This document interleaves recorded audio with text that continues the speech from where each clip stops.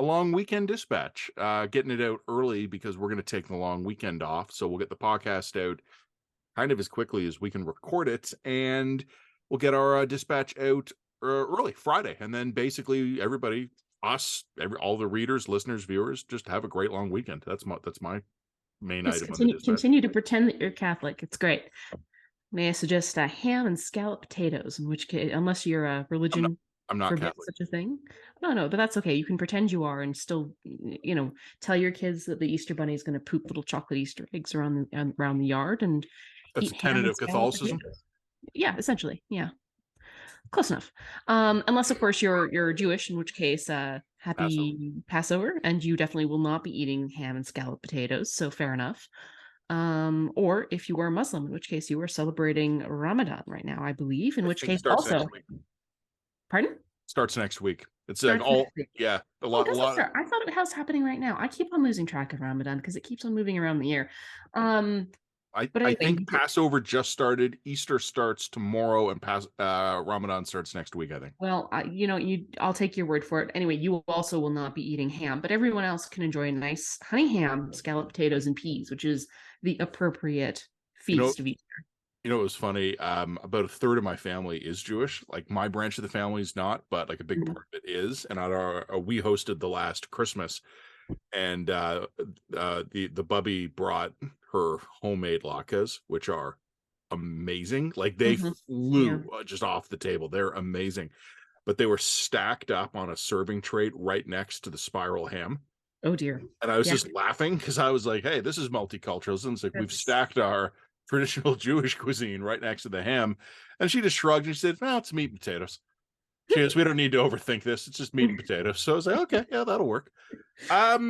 I would say overall, this was a fairly quiet week. And I think it's a fairly quiet week because it's a long weekend coming up. And I don't think there was much going on there's politically a reason anywhere. There's a reason why I spent about 2,000 words analyzing two potential libel suits, which I do need to get into a little bit because this was pointed out to me on Twitter, and this wasn't clear in my article, and that is Handong actually has filed his suit. Danielle Smith has only threatened to file. She's gone and said to the CBC, if you don't retract your story by April 28th, I am filing a suit against you, but that she's only made the threat, so she hasn't actually filed suit.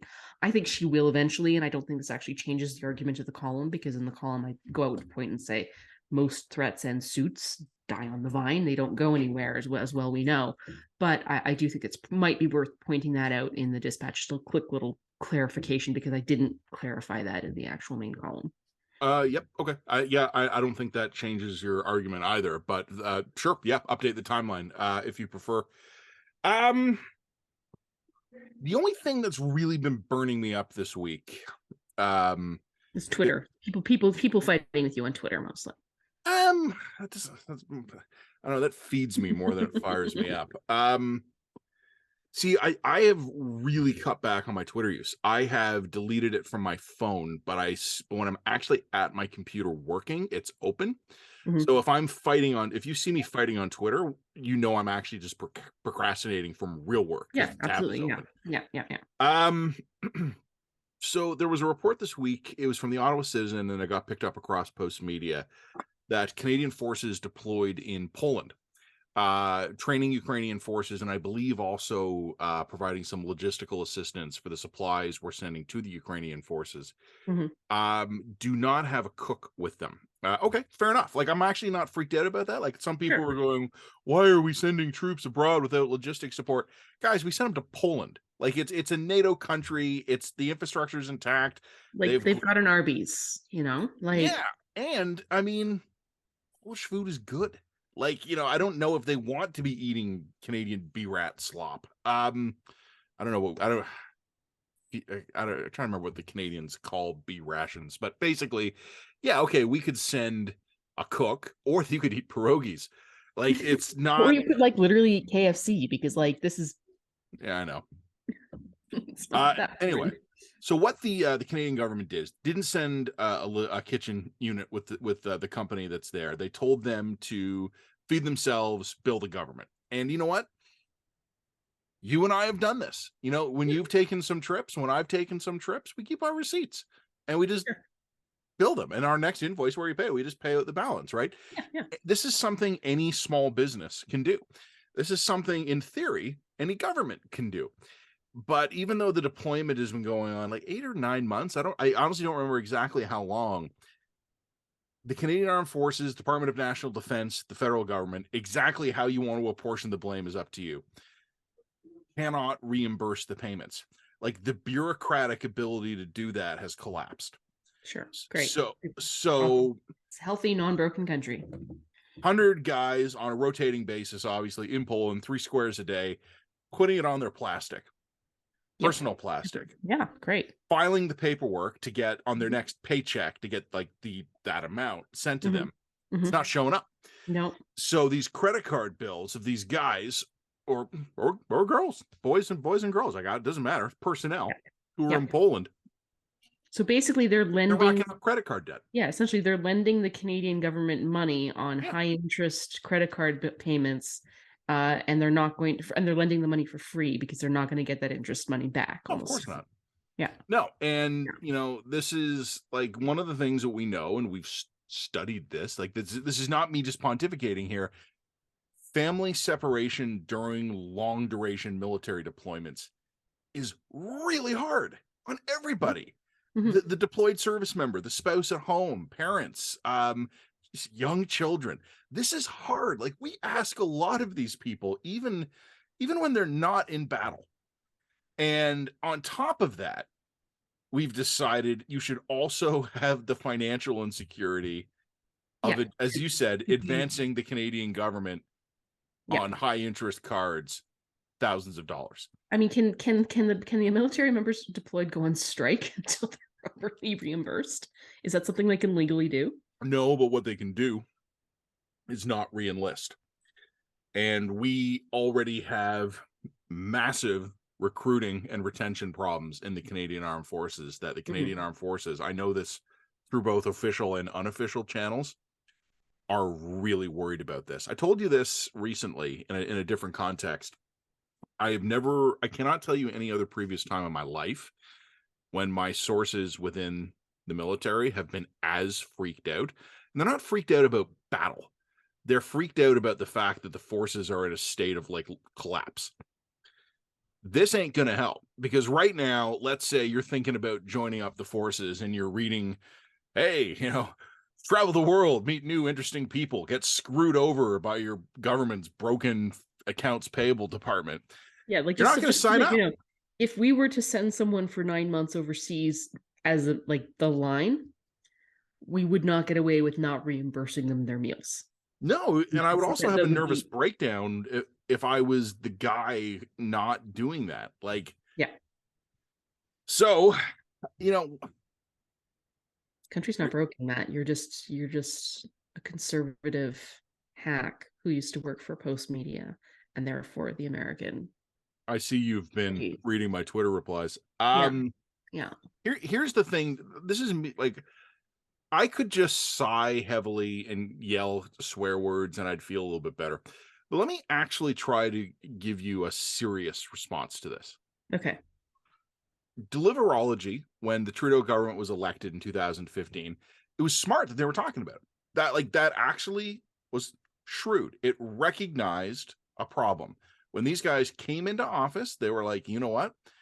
Deliverology wrecks governments. Canadian governments, we knew, had major deliverology problems. They were right to put it out there as a problem. Ultimately, of course, as the record shows, they fucked it all up. So deliverology turned into a punch word, a punchline under Trudeau's watch. But okay, at least when they came into it, they knew what the problem was. But back in 2015, if you were to have asked me my assessment of kind of Canadian government competency, we could have pointed to failures within the government, scandals, things like that. But I would have said overall, whether it was federal, provincial, or municipal, that the deliverology failures were when we tried to do something new. Right. When some new government comes in, or old government, and goes, hey, we're going to revamp how we do things, we'd faceplant. We wouldn't get it done. But the stuff we were already doing would continue just kind of humming along in the background, because there was muscle memory, for lack of a better term, and the government would be able to keep doing what it had already been doing. We're losing that. Yeah, we're If losing you, the ability to do the basics. this is not, yeah. And Like this is reimbursing soldiers abroad is not, that's not, that shouldn't be complicated. 100 personnel, thereabouts, in this company Yeah. has overwhelmed the federal government's ability to process per diems. So this is not an example, kind of like what I was saying, of us trying to do something new and it's hard. Governing's hard, people will tell us. Per diems aren't hard. This is not an example of us failing to add something new. This is an example of an existing capacity atrophying and dying. And that is a signal that I think is very different, and it's a bad signal. I have nothing more to add. Yes, that's a little terrifying. Also, It's can I point out that if the Canadian Armed Forces collapses, a lot of our actual capacity to manage natural disasters everything else. goes with it? You know what? Probably. Look, I mean, eventually people are going to write books about this, but I don't think we need to reach for big, dramatic explanations here. I think during the pandemic, so many people left jobs. Yeah. That This is essentially the same problem as crime in Toronto. Why did crime in Toronto get so weird and crazy all of a sudden? It's a 10% increase in crime coupled with a 15% decrease in capacity yeah and collapse. Like that yeah it's not they're not dramatic shifts and changes. It's just everything was working to such an efficient level before the pandemic that yeah. it didn't take much to throw wildly out of equilibrium. Yep. We had spent generations right sizing services to exactly match the problem. And I Yeah. think probably in the case of the armed forces, it's probably a little bit different because I don't think we're actually working them that hard these days compared to some of the previous paces. This Sure. is just people retiring and leaving and there's no one to replace them, right? This is just key capabilities Well, atrophying and dying. but also the part of the reason is because we're not working them, right? Possibly. Ironically, Yeah, right? Like possibly. if you don't have active stuff going on in a big organizational way, if you don't have soldiers on the ground in Afghanistan, there's nothing to recruit to. There's no Yep. aspirational mission to recruit to. There's also, the ability to just do functional daily stuff disappears because we haven't done it in 10 years. Right. There's another story, and look, I'm always very mindful. I mean, I'll just break the fourth wall from it. I'll just tell the listeners and the viewers directly. We get a ton of articles that are local. People know you in Calgary, so they send you Calgary stuff. People know me in Toronto, they send me Toronto stuff. If it's a really interesting piece, we might take it. Most of the local stuff we don't take because it's local. Like the line is national publication. People don't want to read about like some local municipal thing. That's right. I'm gonna bend that rule just a little bit here, and I'm just gonna mention some of you. So the mayoral race to replace John Tory is now officially underway. That began a couple of days ago.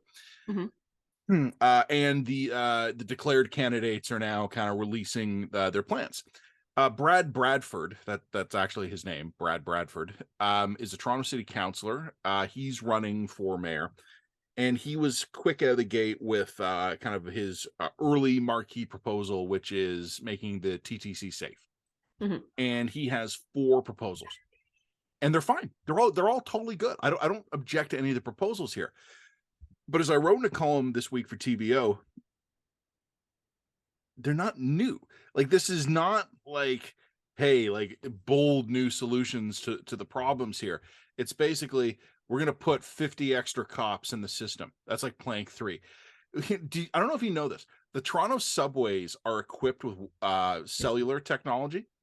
It is like the equipment to bring the cell phone network into the underground subways exists. Just no one ever turned it on because none of the big telcos wanted to be partnering with it because they like to operate their own networks. So this is basically like we have a functional cell phone network buried under the city that is not functional because no one connected their networks to it. Yeah. The other solution was to create a new agency to deal with mental health crises. I don't think what Canada needs right now is another layer of agencies.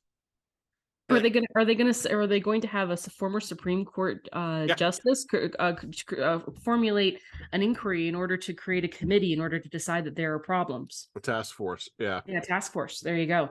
you A know, task force led by another eminent Canadian.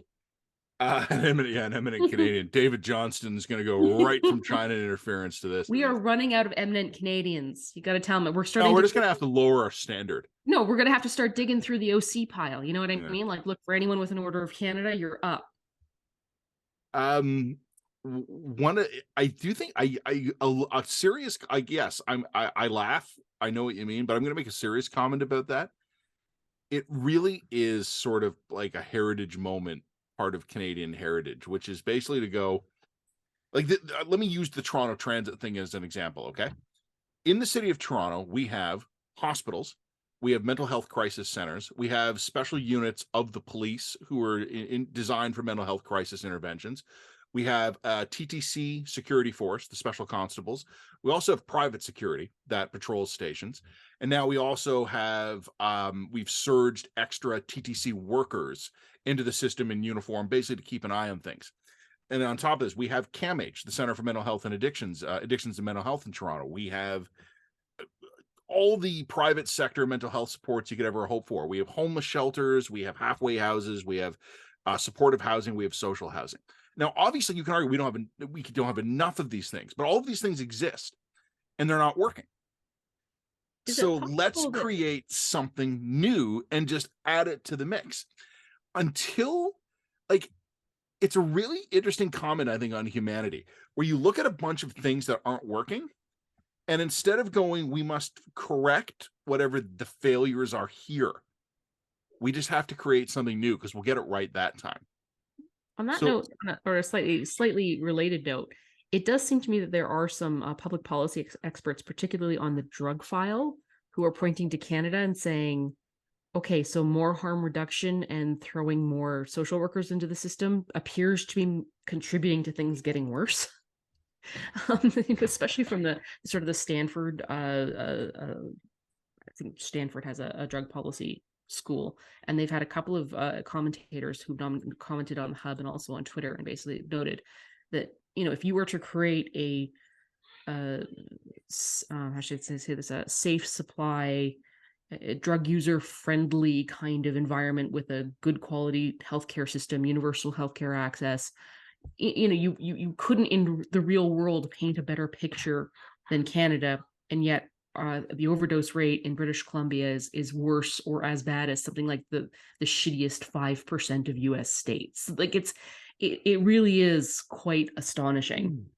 And yeah. on top of that, you know, I'd point to, I think we've talked about this a little bit before in the past, but you know, I went down to back to Vancouver for the first time in a couple of years. My grandmother died, so I went down for her funeral. And just out of curiosity, I drove through Hastings in Maine, which was sort of the infamous intersection for a lot of drug use in Vancouver. And I remember I used to go down there somewhat frequently throughout the 90s and early 2000s when I used to live in Vancouver, or was growing up in Vancouver. It's gotten worse by any measure. It is worse now than it was in the 90s, before we had insight, before we had all the harm reduction measures. Like it is objectively shittier. The tent city has gotten larger. The violence and the open drug use has gotten more and more obvious. So like to me, it just sort of, I think that people are starting to have this question about what constitutes success under these policies. I mean, especially as BC is starting to decriminalize drugs. What are your metrics for success and failure? That to me is the question. Is there a point at which the tent city at Hastings in Maine grows to a point where the government would say that these policies are counterproductive? Or is the tent city could it hypothetically just spread through the entire downtown core, and people would just still say that these are effective measures that we're going to adopt? Is there a point at which, like, is there a number at which the government of British Columbia would say this overdose rate is proving to us that our policies are ineffective or not? Like, to me, that's what I find so interesting about all of the harm reduction measures, the safe supply stuff, the decriminalization stuff, is that nobody seems to have pegged or thought about what the metrics for success and failure are on any of these files. And as a result, it all falls back into this highly emotive rhetoric. Oh, you're not for safe supply. We can't even call them overdoses anymore. No, they're drug poisonings. because nobody is overdosing on heroin. No, they're accidentally getting poisoned by fentanyl. Like it all becomes these emotive rhetorical battles because nobody's actually suggesting these hard metrics for success or failure. Okay, I honestly don't know enough about drug policy to have any intelligent response to that. It's No, not, but to me it gets into the capacity issue, because I mean, well, if yeah, your crime is increased by 10%, your capacity is decreased by 10%, you're introducing you're some screwed. really experimental, drug policies. Again, in an ordinary time, maybe those experimental drug policies don't screw up the equilibrium, but maybe in a period of reduced capacity, they do. You know what I mean? Like all of Um, these things start to compound on one another. I would say, even me not being in any way any kind of expert on drug policy, I would just say what you're talking about here, we can easily tie into a pan-Canadian failure of measuring inputs, not outputs. Yeah, that's right. Yeah. So it doesn't matter how big the tent city is, because what the politicians will campaign on is that over the last 4 years, they've increased supportive funding by 20%. Yeah, that's right. And that's what they'll campaign on. Hey, it's like, hey, like you don't care, like there's a bunch of people dying out there, like like the city's turning into a cesspool. It's like, whoa. Under my administration, we've increased funding 20%. Yeah. How dare you suggest I don't And then take and this then seriously? and then the problem becomes an unfalsifiable issue, right? Yeah. Because you can't say, well, maybe you needed to increase the funding by 50%, or maybe your entire approach to this is just fundamentally philosophically wrong. But that becomes either taboo to even mention, or it becomes unfalsifiable as a thing, because you're not actually measuring outputs. No one has decided. We can talk about throwing more money and more systems and more agencies into these problems, but until we're willing to talk about what the outcomes we're hoping to achieve are, and can come to some consensus on the outcomes, it's all futile. Yeah, and I think we don't even always measure the outcomes, No, we right? don't. Like No, that's right. I would, Are we trying to reduce drug overdose deaths by 30%? Or are we trying to throw more money into harm reduction programs? yeah, I had to briefly pause the recording there as your kids staged a break-in. Yeah, and it's funny because the other thing that's been proposed in Toronto again by Councillor Bradford, and it's not a terrible idea. He wants to put platform barriers in our subway stations. Platform barriers are, well, I mean, they're basically walls at Yeah. platform level that means you can't access the tunnels, or the track. What happens is they're doors, the trains pull in, they stop, the train doors open, and the barrier doors open, and you can walk in and out. This is a totally cool idea. No problem. Great. No one will get thrown onto the tracks anymore. But I'm now old enough, and I've been in journalism long enough to have the experience, and I'm sure you've had some version of this, where you read something and it rings a bell, but it was so long ago you can't quite place it. So I read that Toronto Councillor Bradford wants to install platform barriers in the TDC subway stations, Even I vaguely remember something about this and I'm previous 10 vaguely years remembering it. ago. Yeah. Yeah. So it takes me a while to find it on Google. Like I really have to go looking for it.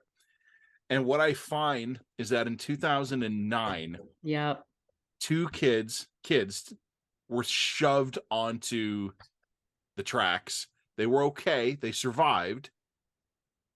And then there was a discussion in 2009 Yeah. about whether or not we wanted to install these barriers, and it never ended up happening. But Yeah. here's the kicker.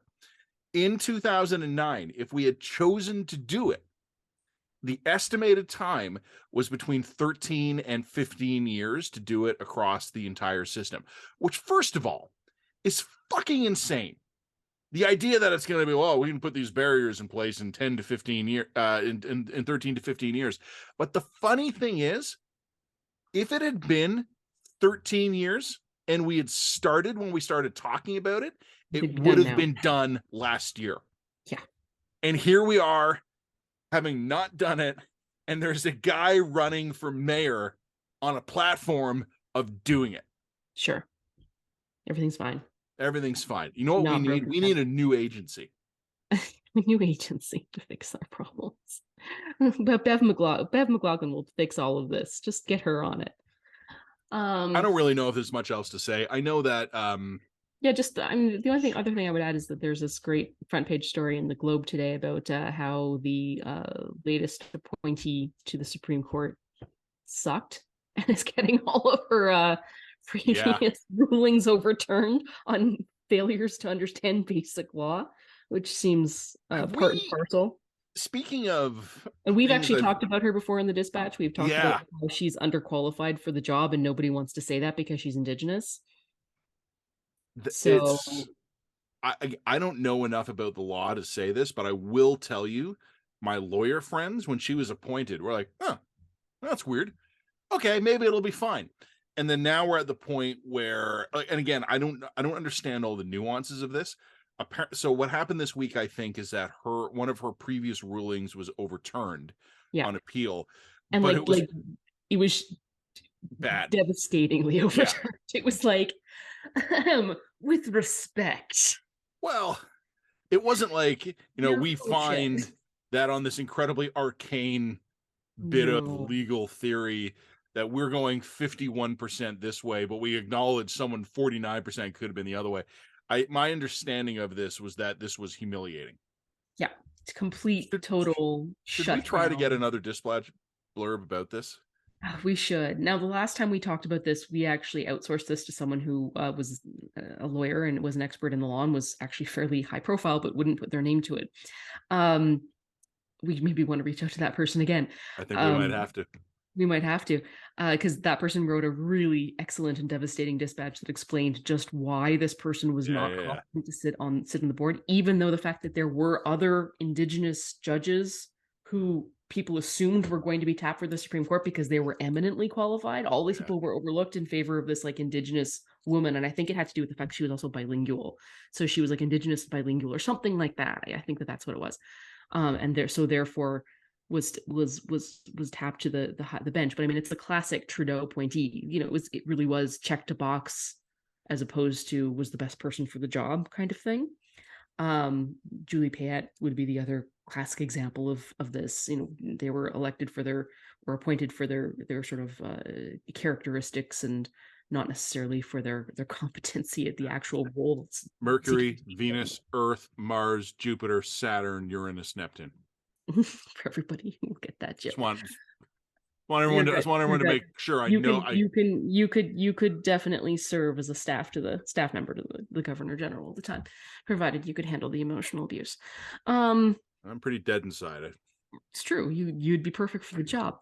Anyway, so this was a pretty devastating case. The Globe, I mean, the Globe is really, I think, the only paper who's seriously covering the Supreme Court. Sean Fine is their beat report out there, and mad props out to them. That was their E1, and it was great.